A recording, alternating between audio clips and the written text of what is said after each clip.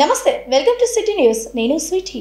తమ పరిశ్రమలో ప్రతిపాదిత విస్తరణలో పీటీఎఫ్ఈ తయారీలో పీఎఫ్ఓఏ ప్రమాదకరమని చెబుతున్నారని, తమ ప్రతిపాదిత విస్తరణలో పీఎఫ్ఓఏ కెమికల్ దాని అనుబంధ లవణాన్ని వాడటం లేదని టీజీవీ గ్రూప్ సంస్థల సీనియర్ సీఎండీ రాజ్యసభ మాజీ సభ్యులు టీజీ వెంకటేష్ అన్నారు.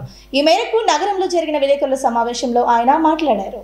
నగరంలో జరిగిన విలేకరుల సమావేశంలో రాజ్యసభ మాజీ సభ్యులు టీజీవీ గ్రూప్ సంస్థల అధినేత టీజీ వెంకటేష్ మాట్లాడుతూ, తమ పరిశ్రమలో ప్రతిపాదిత విస్తరణలో భాగంగా చేపట్టనున్న పీటీఎఫ్ఈ తయారీలో పీఎఫ్ఓఏ ప్రమాదకరమని చెబుతున్నారని, అయితే తమ ప్రతిపాదిత విస్తరణలో పీఎఫ్ఓఏ కెమికల్ దాని అనుబంధ లవణాన్ని వాడటం లేదని ఆయన వివరించారు. తమ పరిశ్రమలు కాస్టిక్ సోడా మరియు క్లోరోమిథెన్స్ సామర్థ్యాన్ని విస్తరించడానికి మరియు అదనపు ఉత్పత్తులు తయారీ కొరకు పత్రికా ప్రకటన ఇవ్వటం జరిగిందని చెప్పారు. ఈ కార్యక్రమం ఈ నెల 14న జరపడానికి నిర్ణయించామని వివరించారు. అయితే ఈ వారంలో కొంతమంది ఈ ప్లాంట్ ప్రమాదకరమని ప్రచారం చేస్తున్నారని వివరించారు.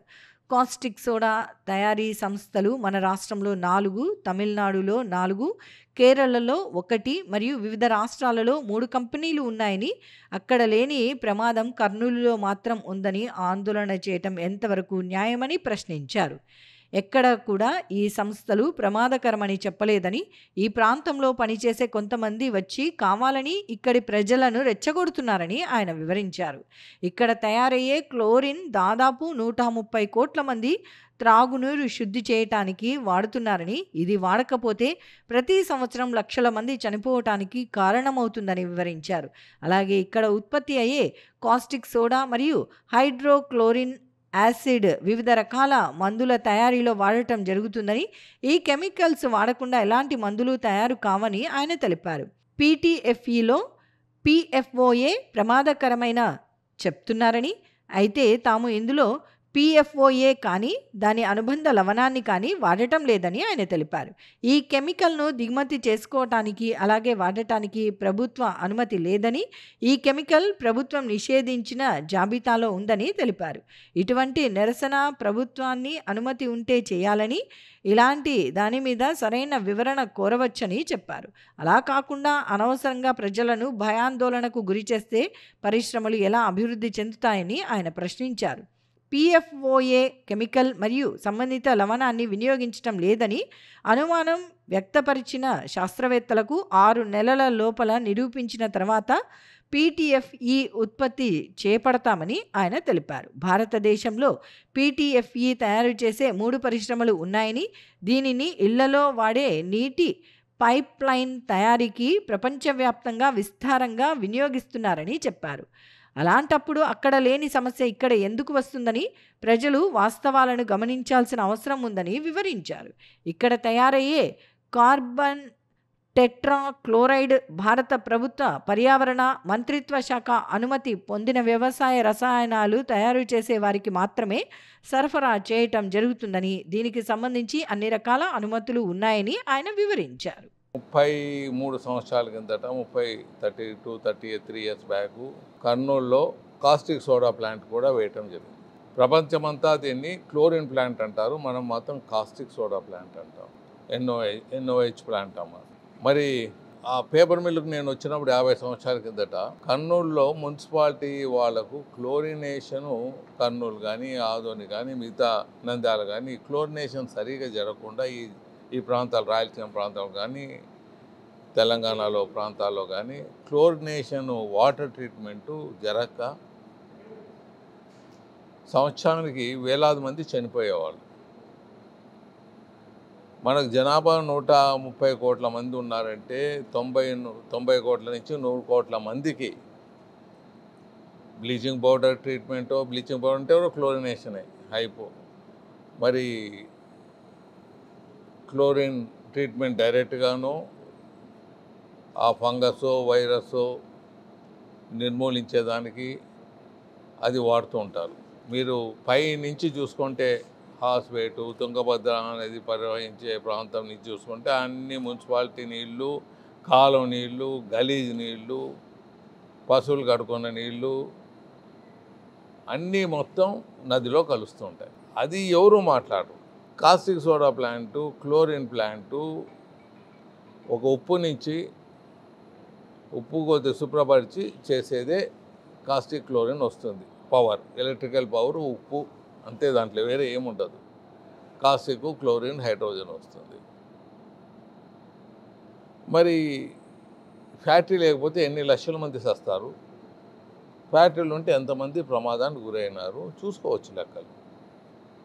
దేశంలో సుమారు 40 ఫ్యాక్టరీలు ఉన్నాయి కాస్టిక్ సోడా ప్లాంట్లు.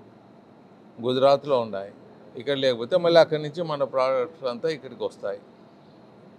లేకపోతే అక్కడ వెల్ఫేర్ అంతా అక్కడే జరుగుతూ పోతుంది. గుజరాత్లో ఉన్నాయి, తమిళనాడులో ఉన్నాయి, ఆంధ్రాలో ఉన్నాయి. ఆంధ్ర ప్రాంతం నుంచి బాబురావు గారు అని పెద్దవారు ఉన్నారు. ఆయన సైంటిస్ట్గా వర్క్ చేశారు. మేము 20 మందితో స్టడీ చేశాము. మీరు పెట్టబోయే PTFEలో PFOA ప్రమాదకరమైన, మళ్ళీ వినండి, PFOA ప్రమాదకరమైన మెటీరియల్ మీరు వాడతారు అని చెప్పారు. బాబు మేము వాడము, అది ప్రభుత్వం నుంచి కేంద్ర ప్రభుత్వం బ్యాన్ చేసింది 2015లో. ఇటువంటి ఫ్యాక్టరీలు అంటే ఇది టెఫ్లాన్ ఫ్యాక్టరీ. అంటే టెఫ్లాన్ అంటే మనకు వాటర్ పైపులు అంతా ఇప్పుడు టెఫ్లాన్లో వస్తున్నాయి. హీట్ రెసిస్టెన్స్, మంచి క్వాలిటీ ఉంటుందని. లేకపోతే 2 ఏళ్ళకు 3 ఏళ్ళకు పోతాయి పైపులు అంతా. ఎంఎస్ పైపులు అయితే తుప్పు పడతాయి. టెఫ్లాన్ అనేది టెఫ్లాన్ రాకెట్కు వాడతారు, ఏరోప్లేన్లకు వాడతారు. టెఫ్లాన్ అనే మెటీరియల్ తయారవుతుంది. దాన్ని ఆయన ఈ మెటీరియల్ వాడతారు, మీరు PFOA అనే కెమికల్ని దాంట్లో వాడతారు అది తయారు చేసే. కానీ మనం ఎంత చెప్పినా వింటాం లేదు. ఆయన CPM బేస్డ్ ఆర్గనైజేషన్లో అసోసియేట్ అయిన వాడు ఆయన బాబురావు గారు. సరే, నేను వారికి మీడియా ద్వారా కానీ, ఎందుకంటే ఇది ప్రచారం కొద్దిగా వాళ్ళు వచ్చి మీడియా ద్వారా ప్రచారం ఎక్కువ చేస్తున్నారు. ఆ కెమికల్ వాడుతున్నారు, అది ప్రమాదకరమని. నేను అది ప్రమాదకరము అని తెలిసే 2015లో బ్యాన్ చేస్తారు గవర్నమెంట్. మరి దానికి మీకు చెప్పాలి. ఇంపోర్ట్స్ బ్యాను, ప్రోడక్ట్ మ్యానుఫ్యాక్చరింగ్ తెచ్చేది బ్యాను. మరి ఇవన్నీ ఉన్నప్పుడు దాన్ని ఎలా వాడతాం? దాని బదులు వేరే కెమికల్ ఉంది, యాక్సెప్టబుల్ కెమికల్తో దాన్ని తయారు చేస్తారు. అది మనం ఎంత చెప్పినా వారి బుర్రకు ఎక్కటంలో ఒకటే, అది మీరు వాడతారు, అది మీరు వాడతారు. ఇక వాడేదానికి లేదు. వాళ్ళు మమ్మల్ని ఆ బ్యాన్ చేసిన ఐటమ్ చెప్తే మా వాళ్ళు ఎవరు వాడింటారో వాళ్ళు జైలుకు పోతారు. ఇది ఎంత విధంగా ఎన్ని రకాలు చెప్పినా వారికి అర్థం కావటం లేదు. సో నేను చెప్పేది ఏమంటే, ఊరికే ప్రజల్ని రెచ్చగొట్టడం, వాళ్ళ మీద బురద చల్లటం అది పద్ధతిగా ఉండదని తెలియజేస్తున్నాను. సో ముఖ్యంగా వారికి, పెద్దవారికి చెప్పేదేమంటే, బాబురావు గారికి ఆయన ఎంతమంది సైంటిస్టులు ఉన్నారో అందరినీ ఇక్కడ కూర్చోబెడతాం. ఆయన ఎక్కడ కూర్చోంటే కర్నూలులో అక్కడ కూర్చోబెడతాం. మీరు మీడియా వాళ్ళు రండి, డిస్కస్ చేస్తాం. మా సైంటిస్టులు వస్తారు. వాడేదానికి లేదన్నప్పుడు ఎట్లా వాడతాము అనేది ఆయన ప్రూవ్ చేస్తాం. ఆయన ఎప్పుడు పిలుచుకొని వస్తాడో, 3 నెలల్లో 6 నెలల్లో ఎప్పుడు పిలుచుకొని వస్తే అది ఆయన పిలుచుకొని వచ్చినాక 6 నెలల వరకు మేము వెయిట్ చేస్తాం. పిలుచుకొని వచ్చినాక సమావేశమై మీడియాలో కూర్చొని మేము మీడియా ముందు చర్చించి ఆ బ్యాన్ ఐటమ్ మేము ఎట్లా తెచ్చుకొని ఎట్లా వాడతాము అని ఆయన ప్రూవ్ చేస్తే మేము తప్పకుండా ఆ ప్రోడక్ట్ని బ్యాన్ చేస్తాం. అంతవరకు 6 months వరకు మేమేమి ఆ ప్రాజెక్ట్ కట్టేదానికి ముందుకు పోం. 6 నెలల వరకు మా ప్రాజెక్ట్ కట్టేదానికి ముందుకు పోం. 6 నెలల లోపల టైం 6 నెలలు ఇస్తున్నాను ఆయనకు. రాష్ట్ర ప్రభుత్వం పారిశ్రామికవేత్తలకు అనుకూల వాతావరణం కల్పిస్తున్న నేపథ్యంలో రాష్ట్రానికి భారీగా పెట్టుబడులు వస్తున్నాయని రాష్ట్ర పరిశ్రమల, వాణిజ్య, ఆహార శుద్ధి శాఖ మంత్రి టీజీ భరత్ అన్నారు.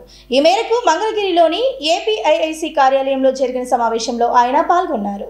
మంగళగిరిలోని APIIC కార్యాలయంలో అన్ని జిల్లాల GMలతో నిర్వహించిన కాన్ఫరెన్స్లో పరిశ్రమల శాఖ కమిషనర్, APIIC MD అభిషిక్త్ కిషోర్తో కలిసి రాష్ట్ర పరిశ్రమలు, వాణిజ్యం, ఆహార శుద్ధి శాఖ మంత్రి టీజీ భరత్ పాల్గొన్నారు. ఈ సందర్భంగా జిల్లాలో ఉన్న పెండింగ్ ప్రాజెక్టులు, పెట్టుబడులు పెట్టేందుకు వస్తున్న కంపెనీలకు సంబంధించిన అనుమతుల వివరాలు ఆరా తీశారు. గత 5 SIPB సమావేశాల్లో ఆమోదించిన పెట్టుబడులకు చెందిన ప్రాజెక్టులపై చర్చించారు.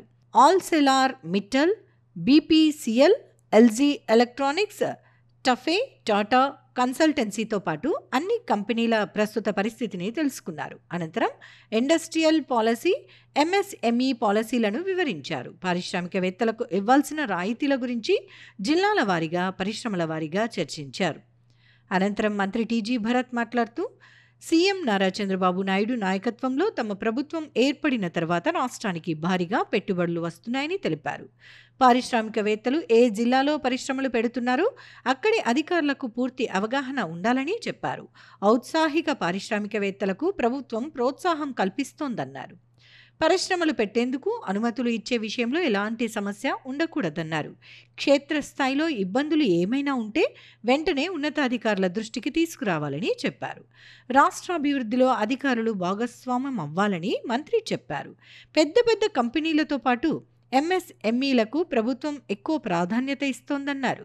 ప్రతి నియోజకవర్గంలో ఒక MSME పార్క్ ఏర్పాటు చేస్తున్నామని చెప్పారు. ఫుడ్ ప్రాసెసింగ్ యూనిట్లు, హ్యాండ్లూమ్, టెక్స్టైల్స్ పార్కులు ఏర్పాటవుతున్నాయని అన్నారు. దీని ద్వారా స్థానికంగా పెట్టుబడులు రావడంతో పాటు ఉద్యోగ ఉపాధి అవకాశాలు దక్కుతాయన్నారు. పరిశ్రమల ఏర్పాటులో జిల్లా స్థాయిలో జీఎంల పాత్ర ఎంతో ముఖ్యమన్నారు. ప్రతి ఒక్క అధికారి బాధ్యతగా పనిచేయాలని మంత్రి టీజీ భరత్ ఆదేశించారు. క్రీడాకారులు క్రమశిక్షణతో సాధన చేస్తే తాము అనుకున్న లక్ష్యాలను సాధించవచ్చని రాజ్యసభ మాజీ సభ్యులు టీజీ వెంకటేష్ అన్నారు. నగరంలోని B camp Sri Lakshmi TG Venkatesh Kalyana మండపంలో ఏర్పాటు చేసిన ఉషు క్రీడా పోటీలను ఆయన ప్రారంభించారు. నగరంలోని బి క్యాంప్లో ఉన్న శ్రీ లక్ష్మీ టీజీ వెంకటేష్ కళ్యాణ మంటపంలో జిల్లా ఉషు సంఘం అధ్యక్షుడు డాక్టర్ శంకర్ శర్మ ఆధ్వర్యంలో ఏర్పాటు చేసిన రాష్ట్ర స్థాయి 10వ సబ్ జూనియర్, 11వ జూనియర్, సీనియర్ పోటీలను రాజ్యసభ మాజీ సభ్యులు టీజీ వెంకటేష్ ముఖ్య అతిథిగా హాజరై ప్రారంభించారు. కార్యక్రమంలో జిల్లా క్రీడల అభివృద్ధి అధికారి భూపతిరావు, రాష్ట్ర ఉషు సంఘం అధ్యక్ష కార్యదర్శులు ఆది విష్ణు, నరసింహారావు, జిల్లా ఒలింపిక్ సంఘం CEO విజయ్ కుమార్, ప్రధాన కార్యదర్శి శ్రీనివాసులు తదితరులు పాల్గొన్నారు. ఈ సందర్భంగా రాజ్యసభ మాజీ సభ్యులు టీజీ వెంకటేష్ మాట్లాడుతూ ప్రతి విద్యార్థి ఉషు లాంటి మార్షల్ ఆర్ట్స్ను నేర్చుకుంటే ఆపద సమయాల్లో తమని తాము కాపాడుకోవటంతో పాటు ఇతరులను రక్షించేందుకు ఈ క్రీడ దోహదపడుతుందన్నారు. క్రీడాకారుల సంక్షేమం కోసం టీజీవీ సంస్థలు ఎల్లప్పుడూ ముందుంటుందని అన్నారు. క్రీడాకారులు స్ఫూర్తిని ప్రదర్శించి పోటీలలో విజేతలుగా నిలవాలని ఆకాంక్షించారు. అనంతరం జిల్లా ఉషు సంఘం అధ్యక్షుడు డాక్టర్ శంకర్ శర్మ మాట్లాడుతూ క్రీడాకారులు స్నేహభావాన్ని అలవర్చుకుని గెలుపు ఓటములను సమానంగా స్వీకరించి పోటీలలో పాల్గొనాలని అన్నారు. కర్నూలు నగరంలో క్రీడలను ప్రోత్సహించడంలో రాజ్యసభ మాజీ సభ్యులు టీజీ వెంకటేష్ ఎప్పుడూ ముందు వరుసలో ఉంటారని, నగరంలో క్రీడలను ప్రోత్సహించేందుకు తమ వంతు సహకారం అందిస్తానని తెలిపారు. రాష్ట్ర ఉషు సంఘం అధ్యక్ష కార్యదర్శులు ఆది విష్ణు, నరసింహారావు మాట్లాడుతూ 11 జిల్లాల నుంచి 250 మంది క్రీడాకారులు పోటీల్లో పాల్గొనడం శుభ పరిణామమన్నారు. కర్నూలు ఉషు జిల్లా సంఘం ఆధ్వర్యంలో క్రీడాకారులకు మెరుగైన సౌకర్యాలు కల్పించడం ఆనందదాయకమని అన్నారు. ఉత్తమ ప్రతిభను కనబరిచిన క్రీడాకారులు వివిధ రాష్ట్రాల్లో జరగబోయే జాతీయ స్థాయి పోటీల్లో ఆంధ్రప్రదేశ్ జట్టు తరపున పాల్గొంటారని అన్నారు. కార్యక్రమంలో పోటీల నిర్వాహక కార్యదర్శి టి శ్రీనివాసులు, రాష్ట్ర ఉషు సంఘం ఉపాధ్యక్షుడు సుందర్రావు, సంయుక్త కార్యదర్శి శివకుమార్, NS శిక్షకుడు సాయి మోహన్, రాష్ట్ర యోగా సంఘం ప్రధాన కార్యదర్శి అవినాష్ శెట్టి, జిల్లా స్కేటింగ్ సంఘం CEO సునీల్ కుమార్ తదితరులు పాల్గొన్నారు. మీ అంతా మీరు సేఫ్ గార్డ్ చేసుకునే దానికి విద్య పనిచేస్తుంది. అబ్బాయిలు అమ్మాయిలు ఈ దేశానికి సేవ చేసే దాంట్లో మీ సేవలు కూడా ఉంటాయని తెలియజేస్తుంటారు. మీరు ముందుకు ఇటువంటివి ఎక్కువ పాల్గొని ఈ ఛాంపియన్షిప్లో పాల్గొని ముందుకు మీరు అవార్డు తీసుకుంటే మీకు ఒక ఇన్స్పిరేషన్గా ఉంటుంది. ఇటువంటి కార్యక్రమాలు చేయాలంటే చాలా ఖర్చుతో కూడుకున్నది, ఇబ్బందికరమైంది. అయినా శ్రీనివాసుడు డాక్టర్ గారు ఆధ్వర్యాన్ని ఇటువంటి కార్యక్రమాలు చేస్తున్నారు. వారు మనసావాచ ధన్యవాదాలు తెలియజేస్తున్నారు. ముందు కూడా చేయాలి. ప్రతి వార్డులో ఇటువంటి కార్యక్రమాలు చేసేదానికి అవకాశాలు, ప్రతి ఏరియాలో అవకాశాలు ప్రభుత్వం కల్పించాలి. ఇక్కడ ఏమైనా మున్సిపల్ గ్రౌండ్స్ అలా ఉంటూ ఉంటాయి, అక్కడ కూడా ఏమైనా పర్మిషన్స్ ఇచ్చేదానికి అవకాశాలు ఉంటే ఇప్పించి ప్రతి play ground municipal play grounds కానీ లేకపోతే గార్డెన్స్లో కానీ అవకాశాలు ఎక్కడ ఉంటే అక్కడ పార్కుల్లో కానీ అవకాశాలు ఉంటే మీకు నేర్పించే పరిస్థితి రాష్ట్రంలో తీసుకుని వస్తే ఇంకా విద్యను ముందుకు తీసుకోవచ్చు.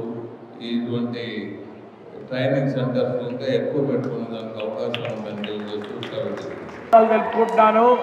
ముఖ్యంగా టీజీ వెంకటేష్ గారు మన కర్నూలు అంటే టీజీ వెంకటేష్ గారికి ఉన్న అభిమానం ఎవరికి లేదు.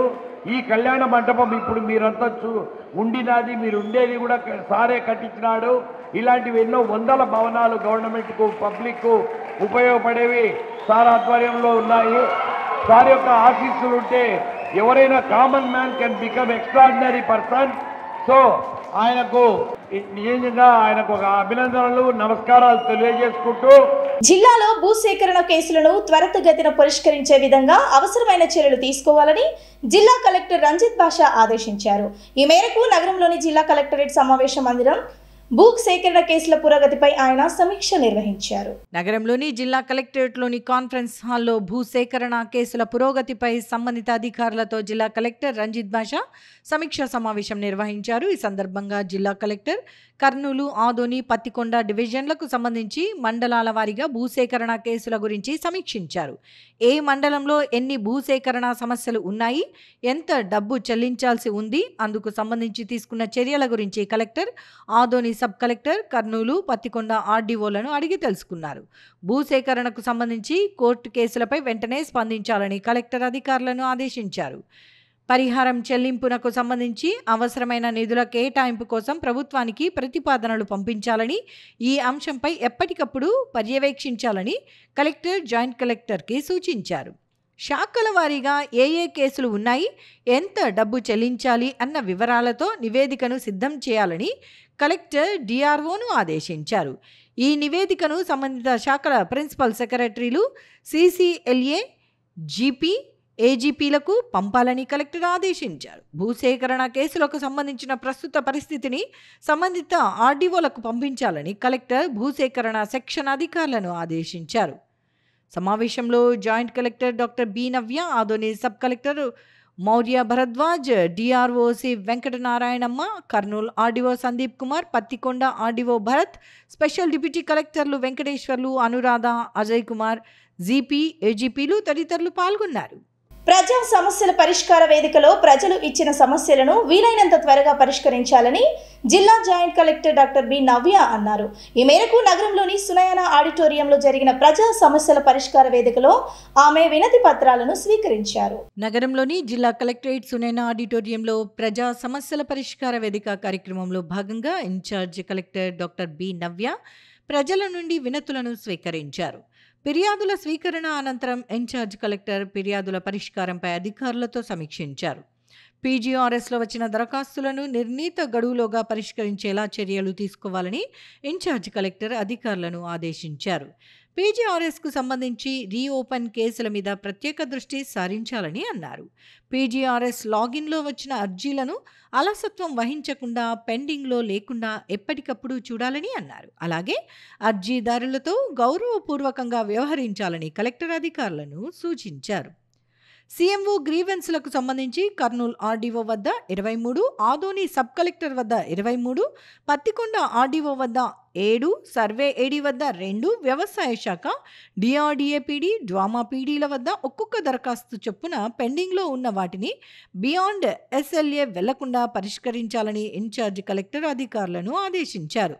గ్రామ సభల ద్వారా అర్హులైన కౌలు రైతులను గుర్తించే విధంగా చర్యలు తీసుకోవాలని ఇన్ఛార్జ్ కలెక్టర్ తహసీల్దార్లను ఆదేశించారు.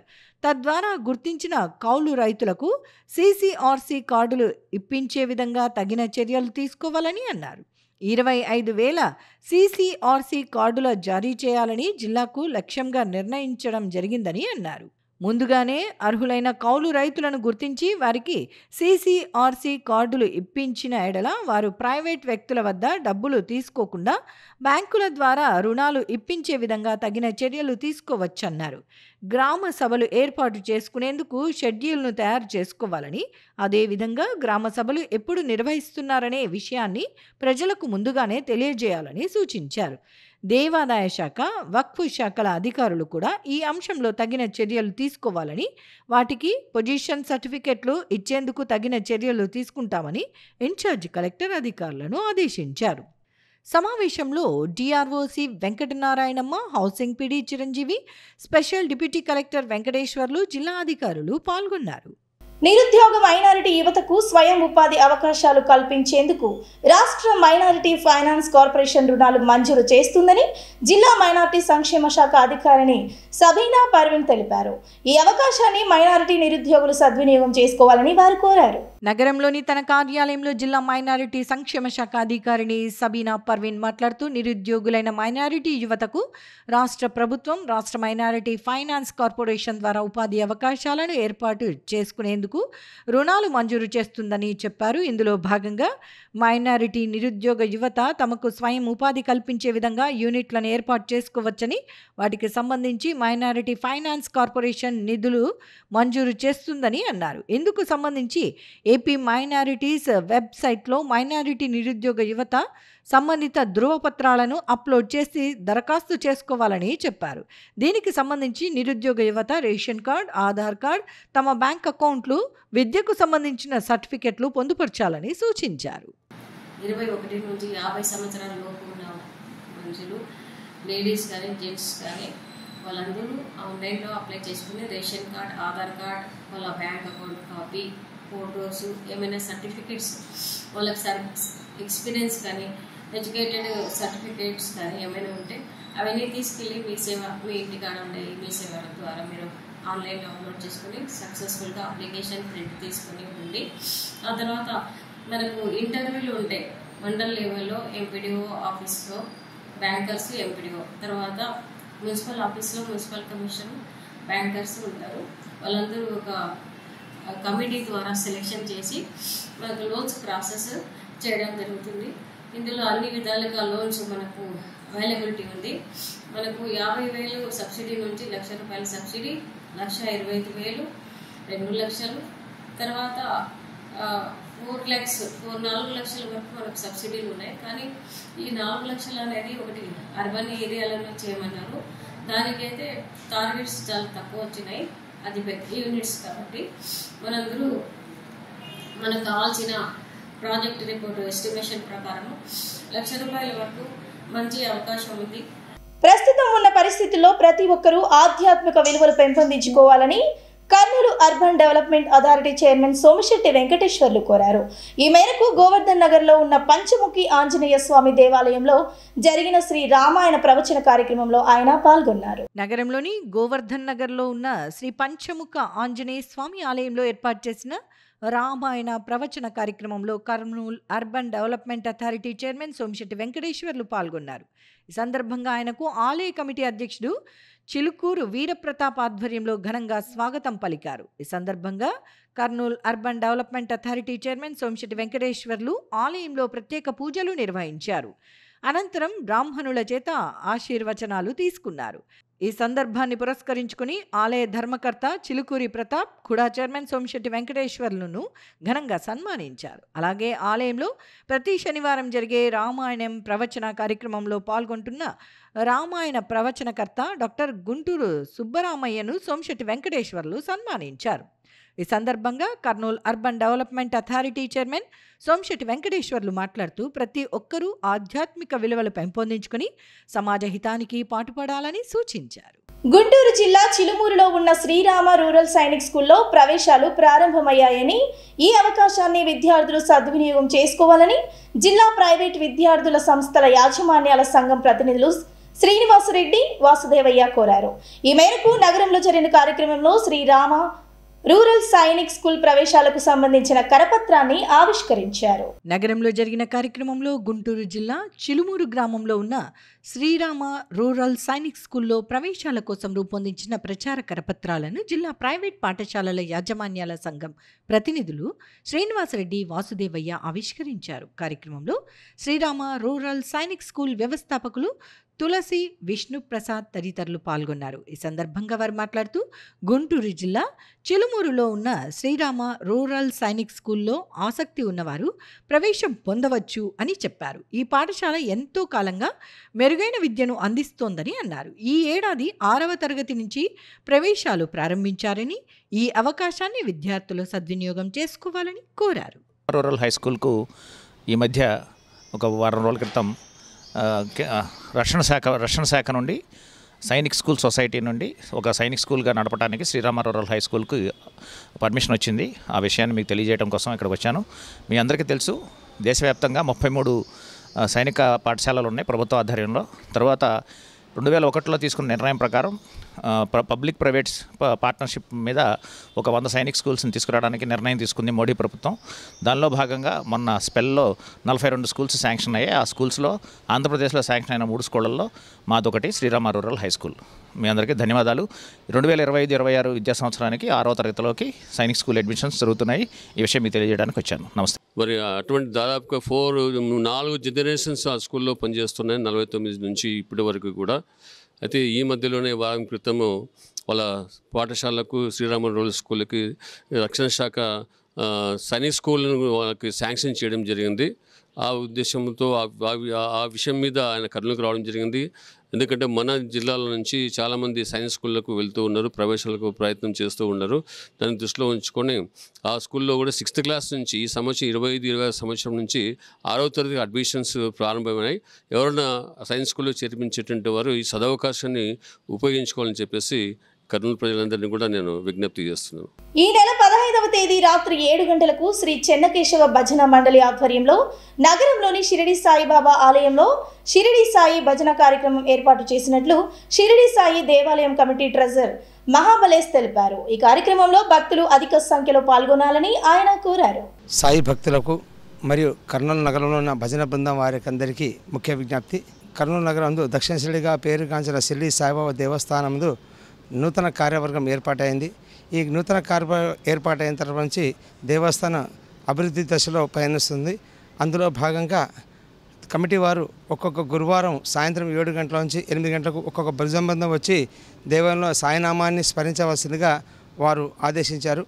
వారి ఆదేశానుసారము మొట్టమొదటిసారిగా కర్నూలు నగరం ఎస్ నాగప్ప వీధిలోని శ్రీ చెన్నకేశవ భజన బృందం వారు అయ్యా మొట్టమొదటిగా మేము వచ్చి ఈ కార్యక్రమంలో పాల్గొంటూ ఉంటామని చెప్పడం జరిగింది.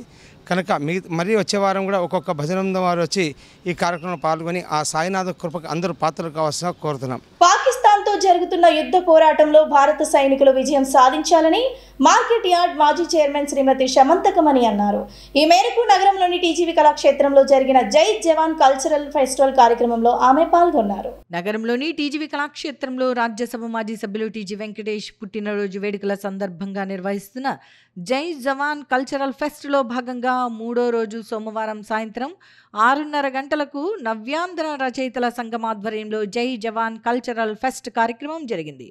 డాక్టర్ పార్వతి అధ్యక్షత వహించిన సభలో మహిళలు మాట్లాడుతూ దేశభక్తి అంటే ఆగస్టు 15, జనవరి 26 మాత్రమే కాదని ప్రజల్లో నిరంతరం ఉండాలని అన్నారు. దేశభక్తి అనేది సైనికులకు మాత్రమే కాదు, దేశంలో ప్రజలందరి వద్ద ఉండాలి అని సూచించారు. జాతి చైతన్యవంతం బలోపేతం చేయాలంటే మహిళల పాత్ర ఎంతో ఉందన్నారు. ఇటీవల విన్ కమాండర్లు వ్యూమిక్ సింగ్, సోఫియా ఖురేషీ నిర్వహించిన పాత్ర మహిళల యొక్క శక్తిని చాటుకుంటుందని తెలిపారు. జై జవాన్ అంటే తండ్రి వంటి వాడని, జై కిసాన్ అంటే తల్లి వంటిదని, వీరిద్దరూ మనకు అవసరం ఉందన్నారు. సాహిత్యం కేవలం స్వార్థంగా కాకుండా దేశ క్షేమం కోసం రాయాలని అన్నారు. దేశం నాది, ధర్మం నాది అని ఆలోచన ప్రజల్లో రావాలని చెప్పారు. కార్యక్రమంలో మార్కెట్ యార్డ్ మాజీ అధ్యక్షురాలు Nagaruri Shamanthakamani, retired DIET lecturer Vijayalakshmi, Deepak Teja ఆసుపత్రి అధినేత జయలక్ష్మి, సైకాలజిస్ట్ జ్యోతిర్మయి, కవయిత్రి కళ్యాణదుర్గం స్వర్ణలత, 90 ఏళ్ల వృద్ధురాలు ఆరేపల్లి వరలక్ష్మి, సునీత, డాక్టర్ చంద్రమౌళిని తదితరులు పాల్గొన్నారు. కదా అదే కదా మూల కారణం. ఒక డాక్టర్ దగ్గరికి వెళ్తే ఒక జబ్బుకి రూట్ కాజ్ ఏంటి అని చూస్తారు. ఇమ్యూనిటీ పవర్ మనకు పెరిగింది అనుకోండి, జబ్బు రాదు. మరి సమాజంలో ఇమ్యూనిటీ పవర్ ఏంటండి? సమాజానికి ఇమ్యూనిటీ పవరు దేశభక్తి. మీకు చిన్న విషయాన్ని ఇక్కడ చెప్తాను. మొఘల్ సామ్రాజ్యం ఆఖరి చక్రవర్తి ఔరంగజేబ్, ఆయన తండ్రినే మీకు తెలిసే ఉంటుంది కథ, శంభాజీ కథ. మన చావా సినిమా చూసి అందరికీ మళ్ళీ మళ్ళీ గుర్స్ఫురణకు వచ్చింది. సో ఆయన తండ్రిని జైలు పాలు చేసి ఆయన రాజ్యాధికారం చేజిక్కుంటారు. 3 కొడుకులు ఉన్నప్పటికీ ఆయన వాళ్ళని ఎవ్వరికీ సరైన విద్యలు నేర్పరు, ఎందుకంటే నా రాజ్యాధికారం పోతుందని. తరువాత సరైన నాయకుడు ఉండడు మొఘల్ సామ్రాజ్యంలో. ఆ మొఘల్ సామ్రాజ్యాన్ని ఆక్రమించడానికి ఇరాక్ నుంచి నాదిర్ షా అని ఒక చక్రవర్తి వస్తాడు. అతను చాలా ప్రిపేర్డ్గా వస్తాడు. మొఘల్ సామ్రాజ్యం చాలా పెద్దది, దీని మీద నేను ఎలాగైనా కానీ అధికారం చేజిక్కోవాలని. తల్లి ఏ ఆహారాన్ని అయితే తినిపిస్తుందో దాంతోపాటు కొంచెం దేశభక్తిని కూడా రంగరించి బిడ్డకు పెట్టింది అనుకోండి, ఆ బిడ్డలే ఈ సమాజంలోకి వస్తారు. వాళ్ళు వైద్యులైనా, కళాకారులైనా, ఒక టీచర్ అయినా, ఒక డాక్టర్ అయినా, ఒక లాయర్ అయినా, ఇంజనీర్ అయినా, ఎవరైనా సమాజం చాలా గొప్పగా ఉంటుంది. అప్పుడు యుద్ధాలు చేయాల్సిన అవసరం రాదు. దొంగతనంగా ఉగ్రవాదులు దేశంలోనికి రారు, ఎందుకంటే ఏ పని చేసినా వాళ్ళు నిజాయితీగా చేస్తారు. ఇవి వాళ్ళ సిటీ న్యూస్. తిరిగి రేపటి సిటీ న్యూస్లో మళ్ళీ కలుద్దాం. And then keep watching city news.